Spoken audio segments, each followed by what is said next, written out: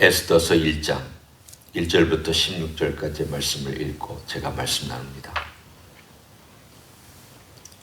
이 일은 아하수에로 왕 때에 있었던 일이니 아하수에로는 인도로부터 구스까지 127지방을 다스리는 왕이라.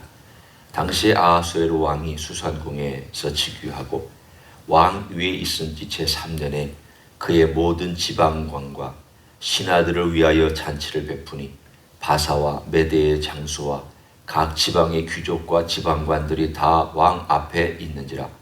왕이 여러 날 곧 180일 동안에 그의 영화로운 나라의 부함과 위엄의 혁혁함을 나타내니라.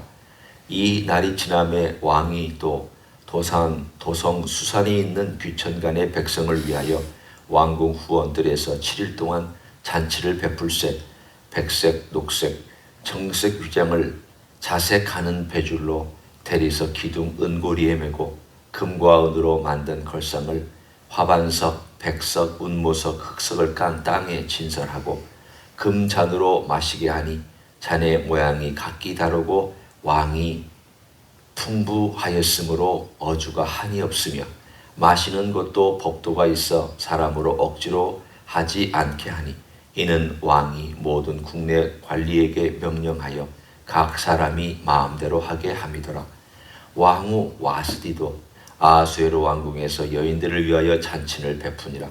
제7일에 왕이 중이 일어나서 어전넷이 무후만과 비스다와 하르보나와 빅다와 아박다와 세달과 가르가스 7사람을 명령하여 왕후 와스디를 청하여 왕후의 관을 정제하고 왕 앞으로 나오게 하여 그의 아리따움을 뭇 백성과 지방관들에게 보이게 하라 하니 이는 왕후의 용모가 보기에 좋음이라. 그러나 왕후 와스디는 내시가 전하는 왕명을 따르기를 싫어하니 왕이 진노하여 마음속이 불붙듯 하더라. 왕이 사례를 아는 현자들에게 묻되 왕이 규례와 법률을 아는 자에게 묻는 전례가 있는데 그때 왕에게 가까이하여 왕의 기색을 살피며 나라의 첫 자리에 앉은 자는 바사와 메대의 7지방관 곧 가르스나와 세달과 아드마다와 다시스와 메레스와 마르스나와 무무간이라. 왕 와스디가 내시가 전하는 아하수에로 왕의 명령을 따르지 아니 규례대로 하면 어떻게 처치할까? 무무간이 왕과 지방관 앞에서 대답하여 이르되 왕후 와스디가 왕에게만 잘못했을 뿐 아니라 아하수에로 왕의 각 지방의 관리들과 뭇 백성에게도 잘못하였나이다. 아멘. 오늘부터 우리는 에스더의 이야기를 10장 나누기를 원합니다. 이 에스더의 시대는 우리가 이제까지 보았던 에스라 느헤미야 시대보다 한 세대 앞에 있는 사람들입니다. 엄격하게 한 세대를 어떻게 정의해야 되느냐에 따라서 다르지만 이때가 에스라가 이렇게 페르시아에서 예루살렘으로 왔던 시대보다 한 20년 정도 앞에 이야기입니다. 그러니까 사실은 에스더도 에스라와 느헤미야가 활동하던 시대에 살아 있었을 가능성이 대단히 높습니다. 물론 그때에는 자기의 황후라고 하는 자리에서 내려와서 그 아들 때에 왕이 있기 때문에 별궁에 또 머물러 있을 수 있었지만 그러나 그 비슷한 시대에 살았던 사람들이라고 우리가 이렇게 통칭 얘기해도 크게 무방합니다. 그때에 첫 번째로 흩어져 있는 유대인들을 죽이려고 하는 시도가 바로 이 에스더서에 기록되어 있습니다. 유대인들이 바벨론의 포로로 잡혀간 다음에 온 세계 전체에 조금씩 더 멀리 흩어져서 우리가 흔히 알고 있는 디아스포라의 유대인들이 생겨나기 시작했습니다. 그런데 그 디아스포라 유대인들이 워낙 유일신을 지키면서 자기들의 그 집단적인 돕고 서로 격려하고 서로 힘을 합치는 그러한 것들 때문에 어느 지역에 가든지 성공하고 자리를 잘 잡았습니다. 물론 하나님의 도우심도 있었습니다. 그러자 시기하는 사람들이 생겨나서 그 시기하는 일들로 인해서 그들을 없애고자 하는 그런 시도들이 오늘 본문에 처음 기록되었습니다. 물론 이런 시도야 그 전에도 있을 수도 있었고 또 그 후에도 많이 있습니다. 우리가 알고 있는 것처럼 로마 시대에도 사도 바울 시대에 우리가 잘 알고 있는 글라디우스 황제가 유대인들을 로마에서 배척해서 쫓아낸 사건이 있습니다. 그들의 산업, 그들이 가지고 있던 재물 대부분 뺏기고는 그야말로 자기들이 그냥 움켜쥘 수 있는, 빨리 붙잡을 수 있는 것만 가지고 그냥 쫓겨나서 도망 나온 그런 사건이 사도 바울 시대 유대인들에게 있었습니다. 중세 시대에 그런 일 흔하게 있었습니다. 스페인에서도 유대인이 잘 살면 경제가 어려울 때 유대인의 모든 재산을 다 뺏어버립니다. 그리고는 맨몸으로 쫓아내버립니다. 러시아 학살이 있었습니다. 중세시대 유대인들 정말 고통스럽게 2000년 동안 여기저기 떠돌아다니면서 살았던 기록이 있습니다. 그들이 그러한 고통을 당할 때마다 마음 가운데 하나님을 의지하고 읽었던 책이 바로 이 에스더서입니다. 우리 조상들도 그랬다. 우리 조상들도 바벨론에서부터 흩어진 그때부터 지금까지 우리는 계속 이런 핍박을 받아왔다. 그렇지만 하나님께서 그 고난 가운데도 우리 민족을 여기까지 지켜왔다. 늘 에스더 같은 성공의 사례만 있었던 것 아닙니다. 우리가 볼 때 그러면 하나님께서 유대인들은 늘 지켜주니까 이렇게 승리하는 이야기만 있겠는가? 라고 만약에 질문한다면 아닙니다. 그렇지 않습니다. 히틀러의 예를 보십시오. 600만이 죽고 러시아에서의 예를 보십시오. 그 마을들이 어린아이부터 어른들이 여기까지 다 학살당하고 이런 이야기도 있습니다. 그러나 그 고난의 현장에 하나님이 어디 있느냐라고 울부짖는 그런 유대인들의 이야기에도 불구하고 하나님은 여전히 그들을 지켜서 지금까지 오게 하셨던 이야기, 그 하나님의 보이지 않는 손길의 이야기가 바로 에스더서입니다. 오늘 우리는 그 에스더 이야기를 잠깐 나눕니다. 1장은 어떻게 해서 이 에스더 이야기가 진행되게 되었는지에 대한 배경을 우리들에게 설명해 줍니다. 아하수에로 왕 시대입니다. 그런데 어떻게 해서 이 아하수에로 왕 시대에 이런 큰 잔치를 무려 180일 동안, 여러분 생각해 보십시오. 180일이면 6개월입니다. 6개월 동안 잔치를 벌인다. 무슨 돈이 그렇게 많아서? 많았죠. 온 다스리고 있었던 애굽으로부터 그리스 바로 그 직전까지, 터키의 온 지방, 그리고 인도까지 다 다스리고 있는 거대한 제국인이 그들로부터 다 세금을 걷어들이고 금과 은을 다 걷어들여서 가지고 있는 금과 은의 그 무게만 하더라도 제가 말씀드렸죠. 수산궁에 있었던 금, 알렉산더 대왕이 거기 가서 발견한 금만 150톤이었으니까 다른 궁전에들도 금들이 분명히 있었을 것입니다. 그들이 부유함을 자랑하고 그 영광을 자랑하기 위해서 180일 동안 잔치를 벌였습니다. 잔치를 벌인 이유가 있습니다. 이때가 바로 그리스와 전쟁을 하기 직전입니다. 그리스로 쳐들어가서 우리가 잘 알고 있는 해전 또는 육상에서 했던 육지전, 이런 모든 전투를 치르기 전에, 전쟁을 하기 전에 자기 영광을 크게 보이고 내가 얼마나 위대한가, 내가 얼마나 이 전쟁을 치르기 위해서 모든 군사력을 동원할 수 있는가, 내가 얼마나 위대한 전 세계 황제인가를 그야말로 보여주기 위한 과시욕이 바로 180일 동안의 잔치였습니다. 물론 그는 그리스와의 모든 전쟁에서 다칩니다.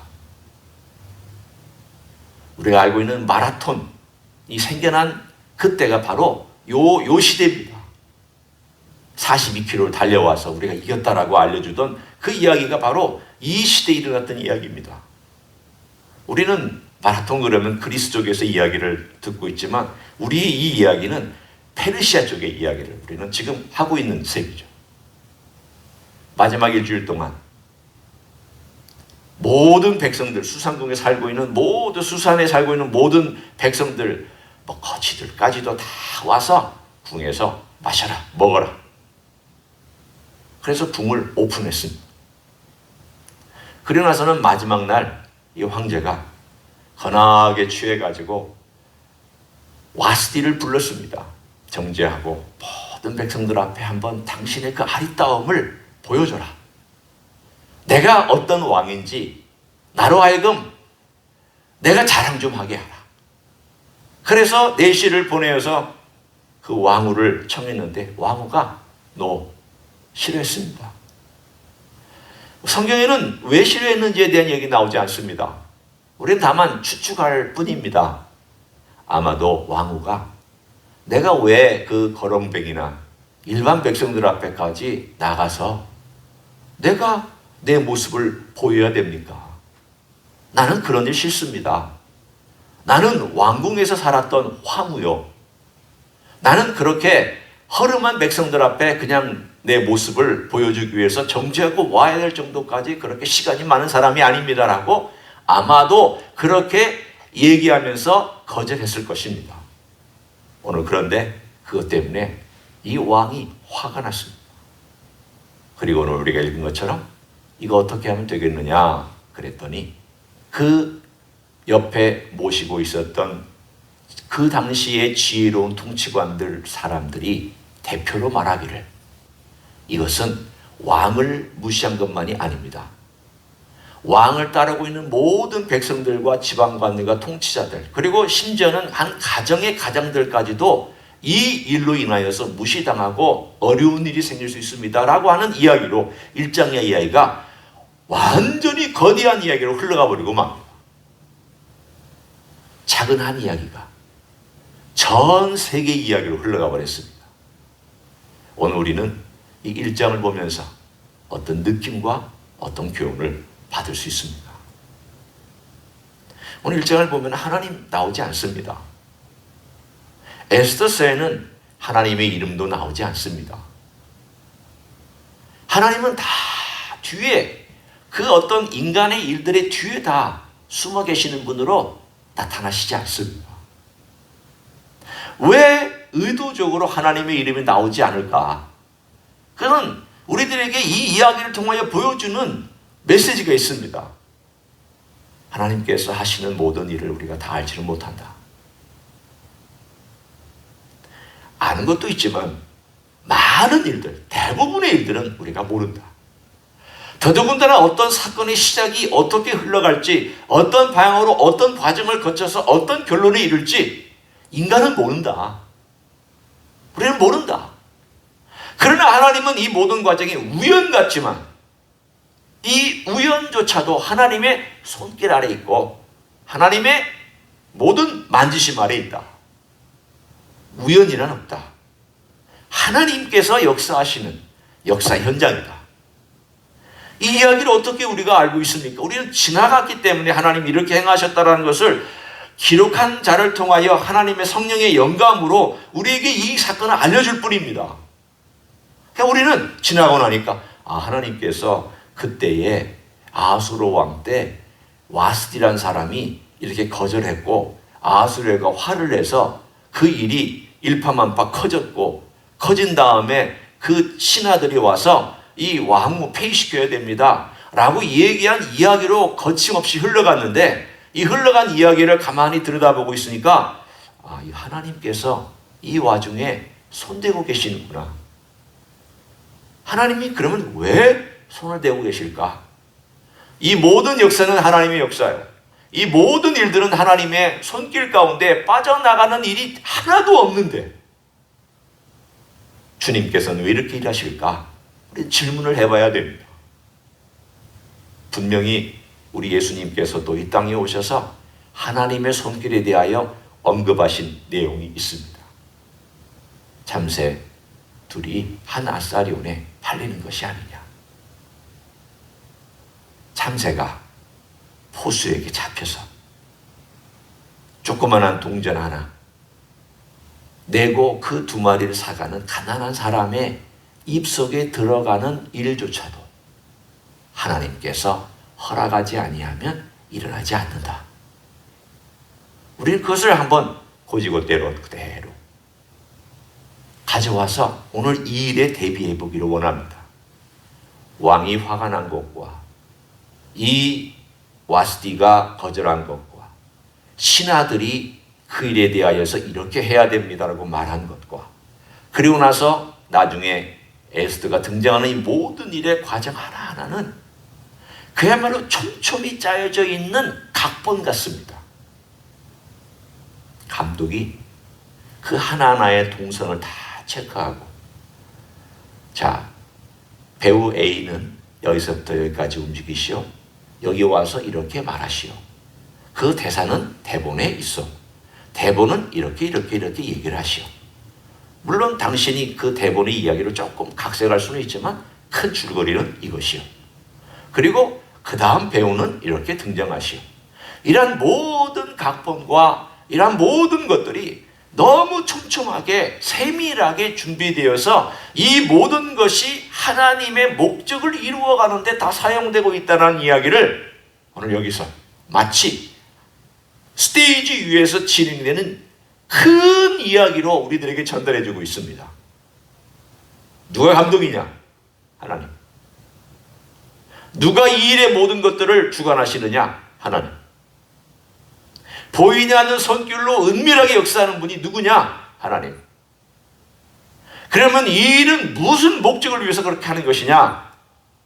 하나님께서 흩어져 있는 이스라엘 백성, 심판 가운데 흩어져 있는 것 같지만 심판 가운데도 하나님께서 얼마나 자기 백성을 사랑하시고 보호하시느냐를 바라라는 겁니다. 하나님의 은혜로운 역사를 느끼라는 겁니다. 하나님께서 어떻게 자기 백성을 돌보시는지에 대하여 한번 경험해 보라는 겁니다. 이 이야기를 통하여. 오늘 우리는 이 이야기 속에서 오늘 이 시대로 돌아와서 함께 오늘의 이야기로, 나의 이야기로 적용하기를 원합니다. 우리는 하나님께서 하시는 일 다 모릅니다. 따라서 우리는 기도할 때 이렇게 기도할 수 있습니다. 하나님이 워낙 거대하시고 은밀하시고 하나님이 행하시는 모든 일은 제가 다 할 수는 없습니다. 그러나 하나님께서 행하시는 이 모든 일에 대하여 제가 늘 기대하는 마음으로 살기를 원합니다. 하나님께서 행하시는 일을 기대하는 그 흥분된 마음. 하나님이 어떤 일을 행하실까? 우리 주님께서 어떤 일을 이루어 가실까? 우리 주님은 또 어떤 위대한 일들을 이 땅에 펼치실까? 어떨 때는 뒤돌아보면서 하나님의 그 일에 대하여 하나님을 칭송하고, 어떤 일은 그 하나님의 오묘하심에 대하여 참 하나님 대단하십니다. 하나님 정말 주님께서는 이렇게 절묘하게 일하셨습니다라고 하나님을 높여드리는 감사의 기도와 찬양의 기도의 제목으로 우리는 이런 이야기들을 삼아야 합니다. 두 번째는 하나님께서 어떤 일을 행하실 때에 하나님, 제가 알아야 될 일이 있다면 알려주십시오. 제가 그 일 가운데 하나님의 이 솜씨요, 하나님의 역사요, 그리고 제가 어떻게 해야 될지를, 그리고 깨달아야 되는 것을 알려주십시오.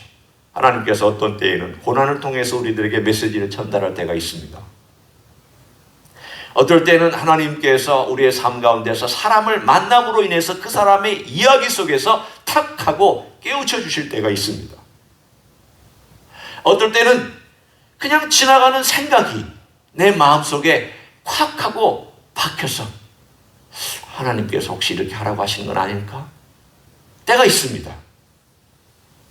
이런 모든 우연같이 느껴지는 것들,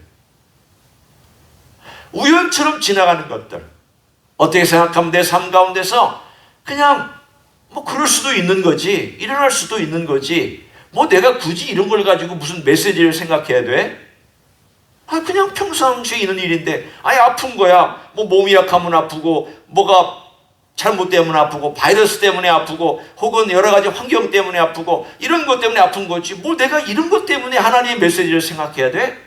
라고 하는 거기까지도 하나님, 제가 혹시 하나님께서 이 사건을 통하여 저에게 주시고자 하시는 메시지가 있습니까? 제가 깨닫기를 원하시는 게 있습니까? 그래 하나님께 물어봐야 됩니다. 물어봤더니 하나님께서 내 삶 가운데서 주시는 메시지가 있다면 그 메시지를 열린 마음으로 받고 그 하나님의 역사에 다는 몰라도 부분적으로나마 깨달음을 통하여 참여하고 감사하고 그리고 삶의 변화를 추구하는 삶을 살아가는 것. 이것이 오늘 우리가 주님의 말씀 속에서 배워야 될 메시지인 줄로 믿습니다.